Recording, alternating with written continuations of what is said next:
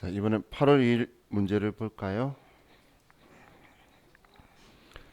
자, 8월 2일 공장에서 사용 중인 전자장비를 취득 후 1년이 지난 현재 주요 수선 및 설비 증진을 위한 지출로 아래의 입금표와 같이 현금 지급하다. 그럼 800만 원을 현금 지급을 했네요. 자, 그러면 우리는 지금 대변에 현금으로 800만 원이 나갔다라는 사실은 우리가 알겠고, 그리고 차변에 자, 우리는 지금 유형자산의 후속 지출에서 수익적 지출, 자본적 지출이 지나야 되는데 이번에 주요 수선 및 설비 증진이면 이건 자본적 지출이죠. 우리가 자본적 지출이면 자산으로 처리해야 되고 수익적 지출이면 우리는 비용으로 처리할 건데 얘는 자본적 지출이니까 공장 사용 중인 전자장비면 기계네요. 그러면 기계 장치라고 처리를 해줘야 되겠죠. 그죠? 지금 여기에서는 주요 수선 및 설비 증진이라고 기호도 들어가 있으니까 우리는 자산으로 처리를 해줘야 되겠네요. 만약에 수익적 지출로 처리하라 그랬으면 수선비로 공장이니까 500번대를 처리할 거였고, 예, 자본적 지출이었다면 자본적 지출이니까 지금 우리 계정 과목 기계 장치로 하는데 만약에 수익적 지출이었다면 수선비라고 처리를 했겠죠. 자, 다음 8월 5일 날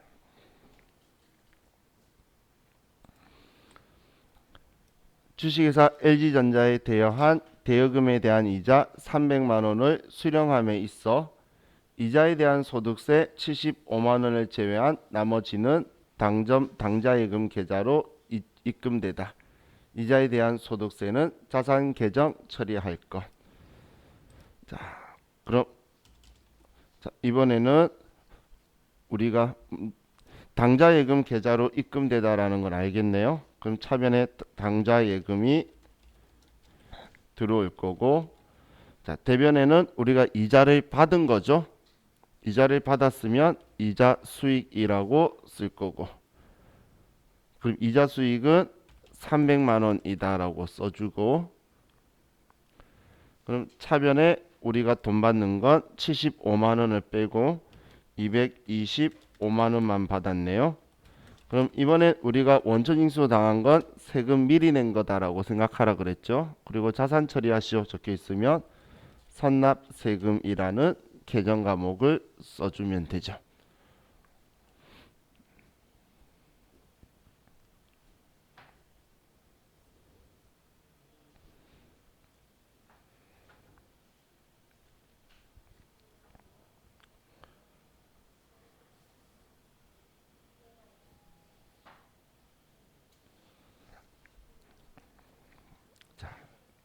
다음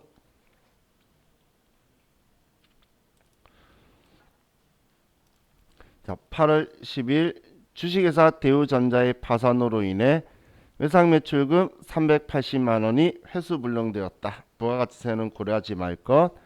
대손충당금 계정 잔액을 조회하여 처리. 자, 그럼 우리 외상매출금에 대손충당금을 조회해야 되겠죠. 이런 말 없어도 대손 당하면 우리는 대손충당금 잔액을 조회할 거라 그랬어요. 그럼 합계잔액 시산표에서 오늘 날짜인 8월 10일자로 가서 우리가 먼저 찾을 거는 외상매출금 대손당했으니까 외상매출금을 먼저 찾고, 그럼 외상매출금 바로 아래에 있는 대손충당금이 외상매출금의 짝지예요. 그럼 이걸 먼저 찾아서 대손충당금 오른쪽에 있는 잔액 25만 8천 원 이걸 조회하는 거예요. 그럼 지금 우리는 대손을 380만 원을 당했는데 그런데 잔액이 25만 8천 원 있네요. 일단 이 금액 먼저 끌었어야 되겠죠. 그럼 우리는 자, 분개를 하면 우리가 대손당한 외상 매출금이 그렇죠. 대우전자 거가 금액 380만 원인데 외상 매출금의 대손 충당금이 금액이 지금 25만 8천 원이 있고, 그럼 나머지 354만 2천 원은 우리는 매출 채권이니까 대손 상각비라는 계정 과목으로 처리를 해야 되겠죠.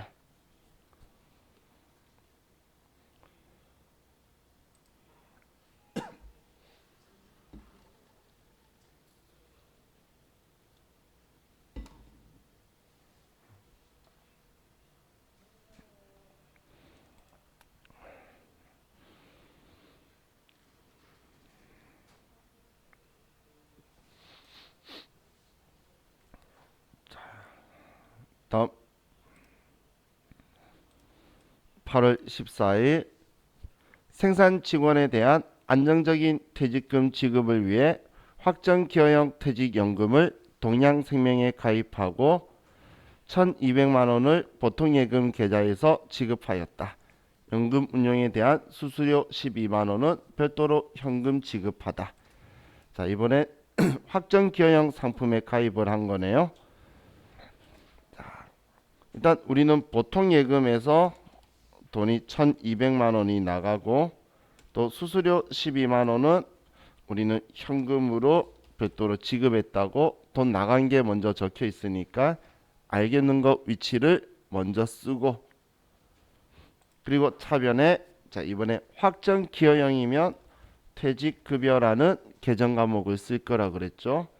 그리고 생산부 직원이니까 500번대의 퇴직급여로 1,200만 원을 쓰고, 이 12만 원은 우리는 수수료 비용으로 처리할 건데, 자 이번 문제는 미스가 난 게 500번대 써도 되고 800번대 써도 돼요.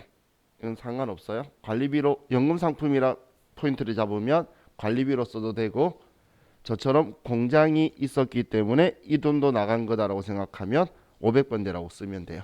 그래서 시험에서는 이렇게 애매한 거는 내지 않아요.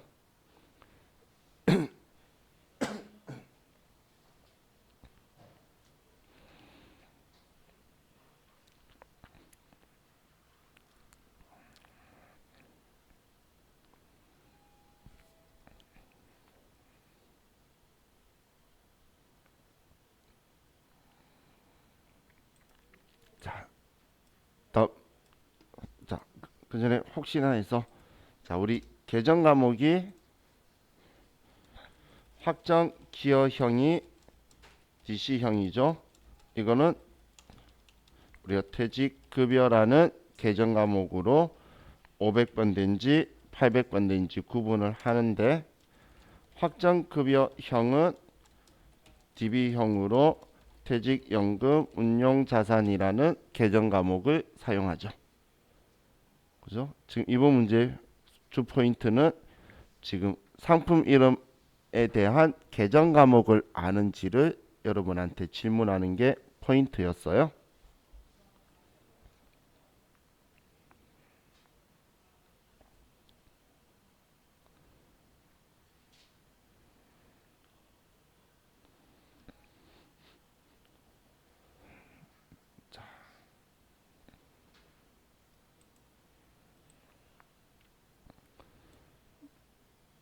다음 8월 22일 남하나 씨로부터 차입한 자금에 대한 이자 비용 200만 원이 발생하여 원천징수 세액 27만 5천 원을 차감한 나머지 금액을 현금으로 지급하다. 자, 그럼 이번에는 우리가 현금으로 지급하다라고 적혀 있으니까 대변엔 현금이 나갈 거고, 돈이 나간 이유가 이자를 준 거예요. 그러면 이자 비용이다라고 쓸 거죠. 자, 그럼 이자 비용은 200만 원이고, 자, 현금으로 지급한 건 172만 5천 원을 지급했네요. 차이나는 27만 5천 원은 우리는 이번에 우리가 원천징수 한 거죠. 뭔가 지급하면서 원천징수 한 거는 전부 다 예수금이라는 계정 과목을 쓸 거예요.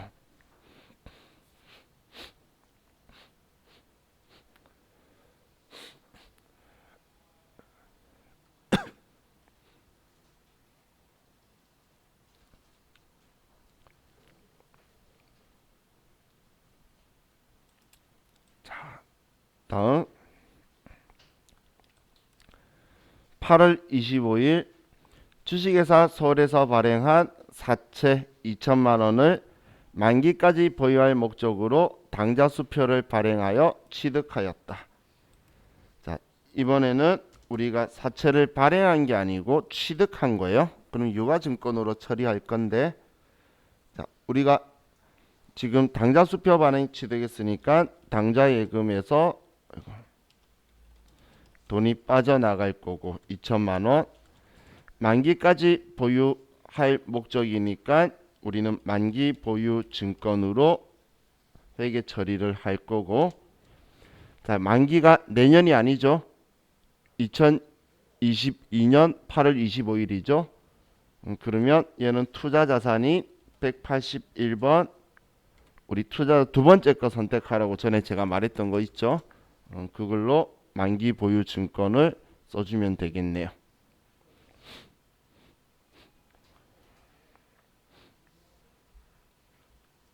자, 오른쪽 페이지 문제도 마저 풀고 입력할게요.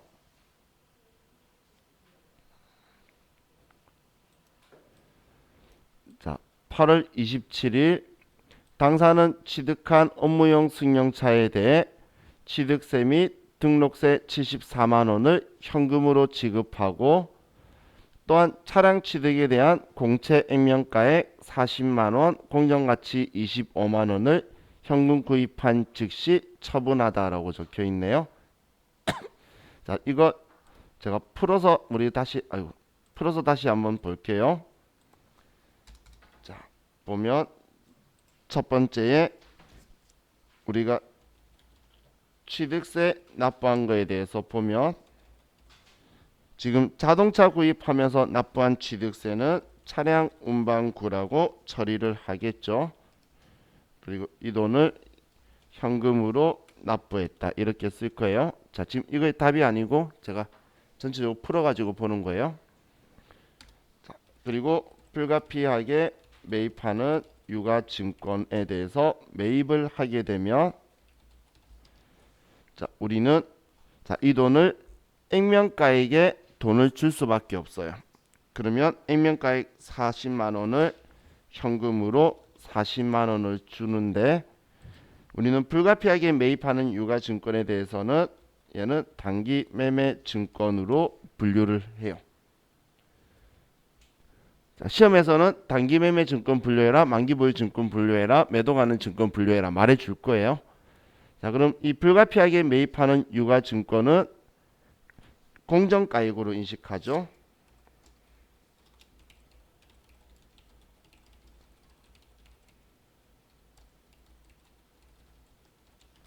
자, 그럼 단기 매매 증권은 금액을 25만 원으로 쓸 거라는 거예요.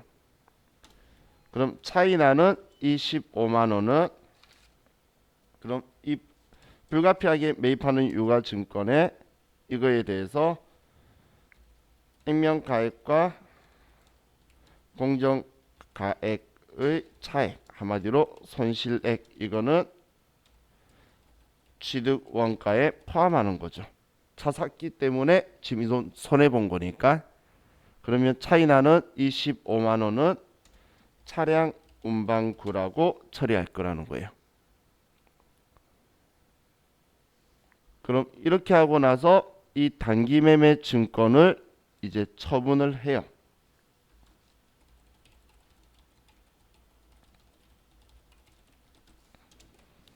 그럼 대변에 단기 매매 증권, 우리 장부에 25만 원 적어둔 거니까 25만 원이 지워지고, 자, 그리고 차변에 이 돈을 현금으로 받았으면 현금으로 받았다 이렇게 써둘 거라는 거예요. 자, 지금 이 사항들이 전부 다 하나로 뭉쳐진 거예요. 왜냐면 우리 실제적으로 여러분들이 차 사도 취득세 영수증 바로 옆에 지역개발채권 영수증 붙어 있어요. 그리고 그거 그냥 바로 팔고 차익만 돈 줄 거예요. 그럼 남아 있어야 되는 거, 전부 다 남아 있어야 되는 거니까 얘를 정리를 하면 단기매매 증권 이 금액은 차변 대변 똑같으니까 얘를 상계해 주면 되겠죠. 없애고, 그리고 현금도 얘 40만 원, 25만 원이면 얘 없애고, 얘도 금액을 정리를 해서 이 40만 원을 이제 우리가 15만 원으로 변경을 해줘야 되겠죠. 얘가 15만 원으로 바뀌게 되겠죠. 그럼 지금 남아있는 거는 차량 운반구 얘 둘이 합치면 89만 원하고 현금 89만 원이 나갔다만 남게 되겠죠. 이해가시나요? 지금 이 문제는 이것만 붕괴가 남아 있어야 된다라는 거예요. 지금 문제 첫 번째 내용이 지금 여기에 취득세 및 등록세 현금 지급하다가 이거에 대한 붕괴고, 차량에 대한 차량 취득에 대한 공채 액면가액 40만 원, 공정가치 25만 원을 현금 구입한 후 즉시 처분하다라고 적혀 있잖아요. 그래서 그냥 15만 원이 차량 운반구로만 남아야 된다는 거예요. 샀다가 바로 팔면 얘가 지워지기 때문에. 한마디로 손해본 돈만큼은 제가 전에 이런 말 했죠. 취득원가액 포함하는 거에 액면가액과 공정가액의 차익 손실액은 취득원가액을 구성하는 거에 적었던 게 지금 이거 이야기예요. 그래서 자, 이번 거에 대한 붕괴는 그럼 이렇게 나와야 되겠죠. 자, 이번 거의 답은 차변에 차량 운반구로 우리는 89만 원이 되고 대변에 현금으로 89만 원을 지급했다. 이렇게 한 번에 정리될 거라는 거예요. 방금 위에 적었던 세 개 붕괴를 하나로 합친 거다라고 보시면 돼요.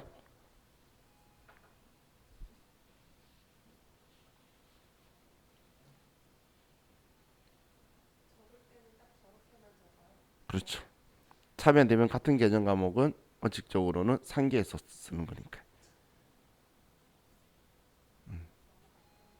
너무 간단해요. 내용만 찌르면 되죠. 근데 이거 가지고 풀 때는 이렇게 생각을 하시면 돼요. 즉시 처분하다 했으면 74만 원 이거 취득원가에 포함하네. 그리고 얘 둘이 차이만큼 취득원가 포함하겠네. 그러면 다 차량 운반구다. 이렇게만 처리하면 끝나는 거예요. 그래서 내용 정확하게 보셨으면 그렇게 처리가 될 거예요. 자, 다음 8월 30일 당사는 창고 건물에 대해 신축을 결정하고 철거 용역을 주식회사 부셔버림에 의뢰하였으며 철거 비용 9월 10일에 지급하기로 하고 아래 영수증을 받다. 창고 건물 취득원가는 700만 원, 감가상각 누계액 560만 원, 단기 감가상각비와 부가가치세는 무시한다. 신규 거래처 1001번에 등록. 자, 그럼 우리가 지금 사용 중이던 건물을 철거를 하죠. 자, 그럼 우리는 장부가액 얼마짜리 건물이죠? 700만 원에 샀는데 560 달았으니까 140만 원짜리 건물을 지금 없애는 거죠. 무슨 말인지 이해가시나요?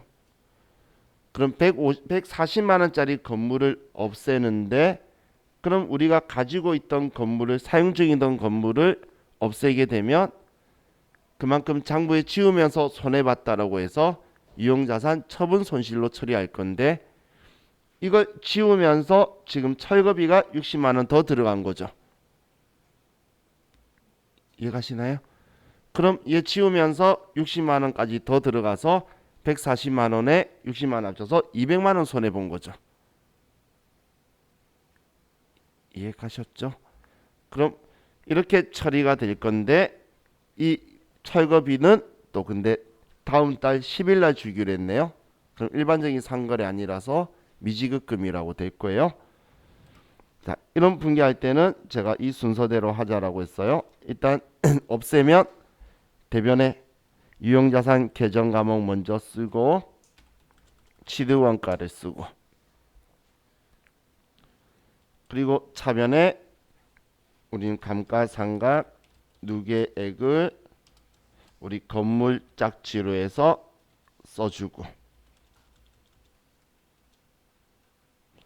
그럼 이게 끝인 줄 알았는데 우리는 지금 철거비가 들어갔죠. 근데 외상했기 때문에 일반적인 상거래 아니라서 미지급금이다.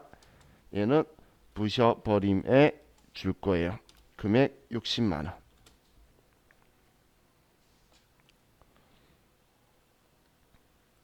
그럼 차이나는 200만 원을 우리는 유형자산 처분 손실이라는 계정 과목을 사용하게 되겠죠.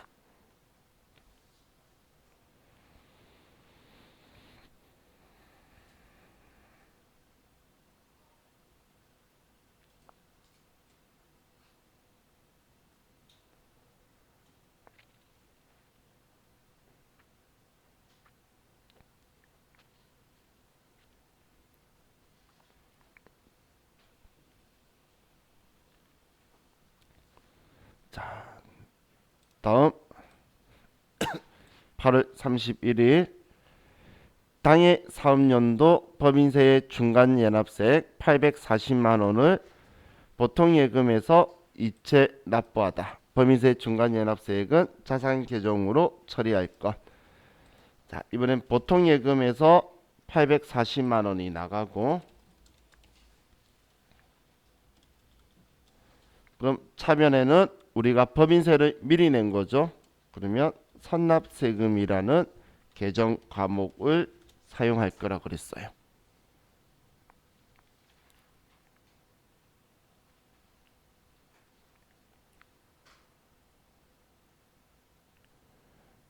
자,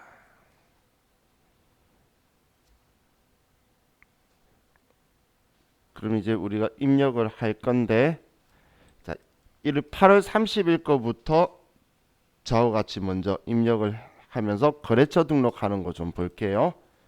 자, 8월 달 걸로 8월 달로 먼저 가셔서, 자, 먼저 8월 30일 날 항상 분기할 때는 대변에 건물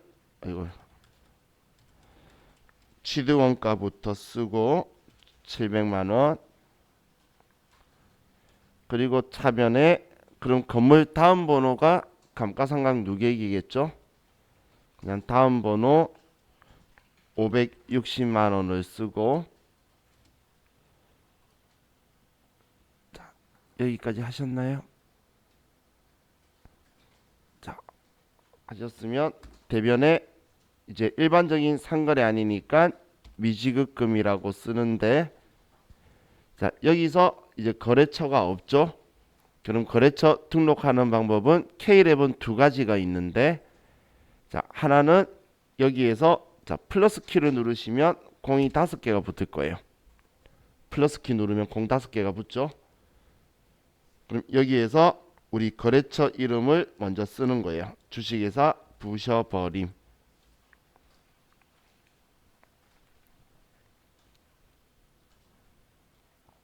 하셨으면 엔터를 치면 이제 거래처 등록이라고 뜨죠.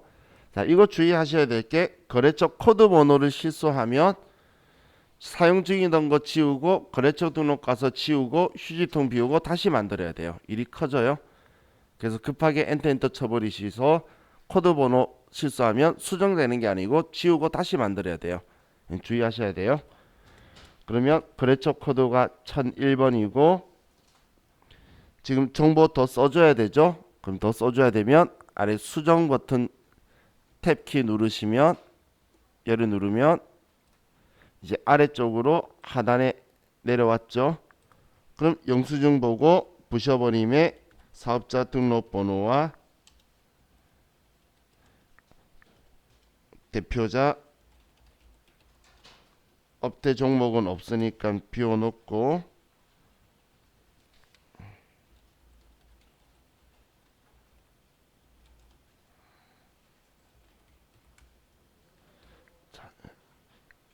여기로 선택해주면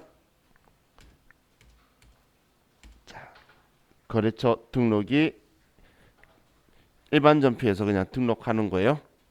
자, 근데 방법이 한 가지가 더 있는데 이건 스마트에이도 나중에 우리가 볼 프로그램도 이런 방식으로 추가해야 되는데 K랩은 여기 거래처 코드 번호 쓰는 곳에서 우리 F2번 누르면 거래처 도움 나오죠. 여기에서 아래에 신규 등록이라는 이 버튼 눌러서 추가할 수가 있어요. 이 버튼을 눌러서 여기에서 거래처를 추가를 해도 되는데 주소나 이런 게 안 들어가죠. 그러면 만들어 놓고 어차피 거래처를 클릭하면 아래쪽이 활성화되어 있어요. 그럼 클릭해서 주소를 넣어 주시는 방법도 가능해요. 근데 나중에 연습하다가 계속 내가 코드 번호를 실수하는 사람들은 제가 그냥 거래처 등록 나오면 우리 여기 메뉴에 우리 옛날에 여기 이거 작성해 본 적 있죠? 여기에다가 그냥 거래처 만들어서 쓰는 게 실수 안 하고 시간 더 줄인다고 이야기해요. 그래서 일단 지금 뭐 당장은 그런 연습하는 게 아닌데 얘 이렇게 거래처 만드는 게 문제 나왔는데 하다가 내가 계속 엔터를 좀 점점 숙달되면 엔터를 막 칠 거예요. 그러다 보면 코드 번호 실수가 하게 되면 이제 내가 오히려 더 피곤해지니까 뭐 시험 때는 나와봐야 한계겠죠. 그럼 그냥 거래처 등록해서 만들고 쓰는 게 실수가 더 줄어들 수도 있어요. 자, 그럼 이제 이 돈을 우리가 60만 원을 줘야 되죠. 그럼 이제 정리가 됐네요. 200만 원 손해 본 거 차변에 유형자산 처분 손실이다. 200만 원 이렇게 써주면 되겠죠. 자, 거래처 등록하는 것 때문에 같이 이걸 먼저 해본 거고, 자 이제 8월 2일 거부터 쭉 아래쪽에 입력을 하도록 할게요.